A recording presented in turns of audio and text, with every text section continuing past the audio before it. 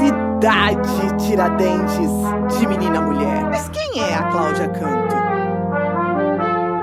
Vou convidar uma pessoa que você vai gostar de conhecer. Vou convidar a Cláudia para vir para cá. Vem cá, Cláudia. Bom dia, gente. Muito honrada. Muito obrigada pela oportunidade, Fátima. Eu lembro que eu mergulhei com Chico Bento, com Maurício de Souza, e depois eu comecei a ler os romances da banca de jornal americano. Tenho 7 livros publicados, fui descoberta, fui para a Universidade de Oxford, Glasgow, na Escócia, através dessa experiência que eu vivi em Portugal, trabalhando como empregada doméstica. Fui descoberta por uma professora e ela falou: Cláudia, a sua literatura é importante para estar na academia. E eu já tinha publicado Morte às Vassouras, que foi meu primeiro livro.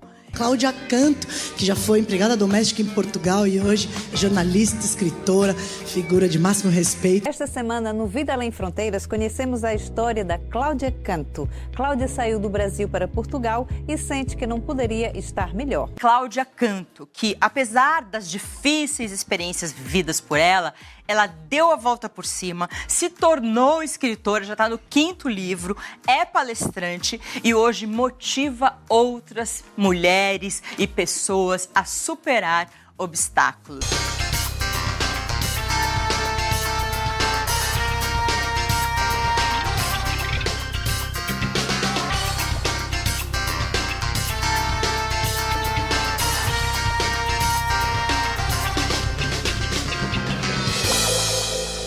Crescer na cidade de Tiradentes, bairro da periferia de São Paulo, não foi empecilho para ela conquistar o seu espaço.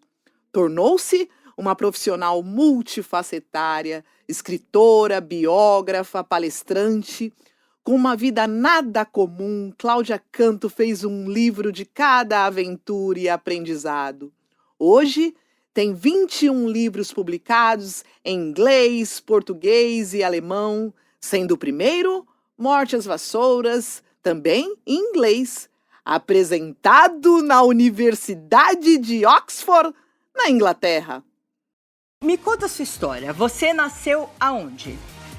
Eu nasci na periferia de São Paulo, que é São Miguel Paulista, e depois fui para o maior complexo habitacional que eu já te falei, que é a cidade de Tiradentes, e tem uma história de superação baseada nesses problemas todos da periferia. Eu me redescobri como cidadã. E aí, na cidade de Tiradentes, a gente conseguiu ter um lar. E aí eu costumo falar que a cidade de Tiradentes foi meu berço de tudo, porque onde eu consegui ter um meu tanque novo. A cidade de Tiradentes é a minha casa de alvenaria e foi onde eu me constituí como cidadã. Nasci na periferia de São Paulo, mérito ou demérito? Que tirem eles as suas próprias conclusões. Quanto a mim, eu nada deixei de conseguir, nem tão pouco eu perdi. A periferia me deu sustentáculo para driblar grandes problemas. Acho até que fiquei mais malandra, sei lá. Porque só sendo muito malandra para viajar à Europa com 500 euros no bolso e voltar com um sonho realizado, ou seja, tornar-me uma escritora. Fugi das estatísticas. Furei o bolo. O universo nos dá infinitas possibilidades e eu consegui adentrar essa mensagem, quebrei paradigmas. Eu acho que eu sou o retrato, porque eu sou rica até com R$1 no bolso. A minha grande entrada na literatura foi através do livro Morte às Vassouras, que foi esse exílio que eu passei em Portugal, trabalhando como empregada doméstica. Ó, Morte às Vassouras, esse é o mais famoso, é o primeiro, não é? É o primeiro. E fala do quê? Uma experiência que eu tive em Portugal, praticamente num cárcere domiciliar, trabalhando como empregada doméstica. Coloquei uma mochila nas costas, com 500 euros no bolso, falei, eu quero conhecer a Europa e o que vai alicerçar minha universidade, eu estava fazendo jornalismo, é conhecer a Europa. Dentre outros trabalhos que eu fiz, eu fui trabalhar praticamente nesse exílio, como empregada doméstica, nesse palacete em Lisboa, cuidando de 2 velhinhos. E eu era empregada doméstica da casa, que ela olhava para mim e falava, não, com você eu posso sair, Cláudia, porque você não é negra. E aquilo me doía muito. Mas no regime que eu estava, eu precisava ganhar dinheiro, eu precisava trabalhar, porque eu não queria voltar ao Brasil sem nada. Na 3ª semana na casa, eu percebi que dali sairia meu primeiro livro. A vassoura era a minha única companheira, porque eu tinha que acordar com a vassoura para fazer barulho que eu estava acordada, e dormir e vice-versa. E a casa era toda encarpetada. E aí, eu, na 3ª semana, eu com a vassoura no meu quartinho senzala, que é como eu coloco, eu olhei para ela e falei, mas você é folgada mesmo, né? Aí eu olhei e falei, ela me olha, rude e serena, absoluta e mordaz. Já começa a se preparar, sabe que eu estou em suas mãos. Voltei para minha função que de fato me dava dinheiro, que é o técnico de enfermagem. Eu fiz um curso técnico para pagar a faculdade de jornalismo. Então eu voltei, quando eu voltei para a enfermagem, eu fui trabalhar... Isso aqui no Brasil? Brasil, Mogi das Cruzes. Fui trabalhar numa psiquiatria. Quando eu cheguei para mim a psiquiatria é o lado literário da medicina. Eu fiz uma coletânea de contos e crônicas dos pacientes. Eu não ficava no postinho de enfermagem com as enfermeiras, eu ficava lá dentro do contexto das histórias. O livro é todo ilustrado com os desenhos que eu desenhava junto com eles. A capa foi eu que fiz, junto com os pacientes da psiquiatria, então ele é todo ilustrado. Mulher moderna tem cúmplice. Sim, sim, sim. Isso é bom, hein? A gente ter cúmplice, porque a gente se sente muito sozinha. Maria Cândido chega de carrasco, né? Ou é cumplicidade ou não dá nada. Comecei a perceber que o machismo, como você disse, está incluído em muitas mulheres, né? Gente, mas mulher... E com meninas da Augusta, com prostitutas, com variados tipos de mulheres, e também baseado na minha história pessoal. Aí eu comecei a dizer, não, mulher moderna não tem que ter namorado, mulher moderna tem que ter cúmplice. Porque eles são cúmplices do parça lá do jogo, não são? O meu parceiro, parceiro, eu conto tudo pro meu parça lá, e a mulher, né, não é parceira? Como que é isso? A mulher, ele vai, bate, assassina, não deixa sair, não deixa se divertir. E aí eu comecei com essa ideia, quando eu escutava depoimentos com esse viés, eu falava, não, gente, mulher moderna não tem que ter namorado, tem que ter cúmplice. Comecei nessa fala solitária, e aí eu comecei a receber elogios por causa dessa fala, eu falei, pronto, vai ser meu primeiro romance. Escolho meus amores com a mesma seletividade que escolho as frutas. Alguns colho já maduros, alguns tantos ainda verdes. No entanto, algumas maçãs me enganaram, mostraram-se vermelhas, suculentas e gostosas. Com isso, despertaram a minha libido.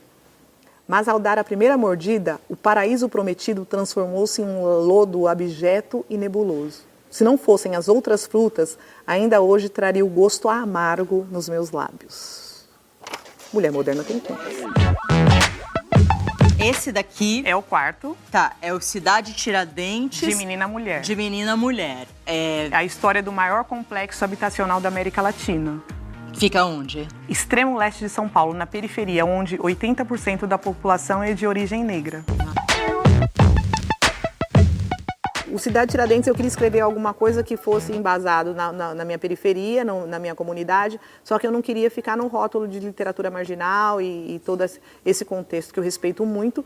E aí eu dei uma vida a essa personagem, a esse bairro. Ela, para mim, a Cidade Tiradentes é uma mulher negra que foi tendo muitos filhos e que depois ela tem uma aspa, um levante, uma metamorfose através da literatura, da cultura, e eu coloco Pombas Urbanas, que é o centro cultural aqui, ela é uma das atrizes lá, só que ela tem um envolvimento com crime através do marido, que é usuário de droga e tal, e aí a gente faz um pouco do contexto social das drogas no bairro e tal. Então eu dei vida, é um livro que a Cidade Tiradentes virou uma personagem. O último livro é Riqueza Ignorada, exatamente porque eu cheguei num contrassenso. Hoje eu descobri que na verdade era tudo mentira o que eles me falavam. Que eu era negrinha perdida na periferia, que eu não tinha nascido em berço de ouro. Olha que absurdo! Eu nasci em berço de ouro. Pensamento positivo por si só é para os fracos. Os fortes optam por ações positivas. Eu consegui dar nó em pingo d'água porque eu tive a estrutura dos livros. Eu mergulhei nos livros como um bote salva-vidas. Eu comecei a ler muito cedo, mesmo com mãe analfabeta e pai também. E os livros me salvaram dos bullying que eu sofria na escola. Porque eu não fazia parte, não faço do padrão de beleza imposto pela mídia. Então, naquela época, eram as paquitas da Xuxa. E aí, eu tinha um cabelo lindo até aqui. Eu lembro que eu ficava penteando o cabelo de um lado e de outro, porque eu queria me transformar numa bela paquita, porque eu queria ser paquita da Xuxa. Porque a referência era aquilo. Eu não tinha uma negra na televisão para me representar. Eu não tinha uma indígena. Eu mergulhei nos livros e comecei a ler muito. E aí, quando eles vinham me maltratar, eu tinha um vocabulário tão extenso que eles perguntavam um para o outro. O que ela falou? Pô, Eu fui aos poucos com meu muito obrigada, por gentileza, além de palavras eruditas, escapadas prévias e propositadamente, ao qual sentia olhos atentos sendo depositados em mim. Aí eles ficavam amedrontados de me maltratar de novo por causa do vocabulário erudito que os livros me deram. Eu tinha, com a leitura, o meu vocabulário ficou muito mais amplo, eu conseguia me defender melhor, eu consegui quebrar paradigmas desde os meus 13 anos. E na minha vida adulta eu comecei a perceber que eu fazia diferença exatamente por causa dessa estrutura intelectual que os livros haviam me dado. A minha grande missão, que eu encaro o meu trabalho como missão literária. Hoje eu ministro palestras na Fundação Casa, em empresas falando da importância da leitura para abranger a tua comunicação e como é importante a gente ter um solo estruturado na educação e na cultura, que eu acho que falta no nosso país. Eu acho que o conhecimento é a única coisa que liberta. Eu quero muito que as pessoas entendam o quanto elas são ricas mesmo não tendo o vil metal, porque eu sou rica até com R$1 no bolso. Essa é a Cláudia Canto. A escritora também se apresentou em locais importantes, dentre os quais Universidade de Glasgow, na Escócia, King's College em Londres, Suíça, Barcelona, Portugal, Unicamp, USP. Atualmente, ela abriu uma editora na periferia de São Paulo para contar histórias dos heróis anônimos, que são os verdadeiros protagonistas do mundo.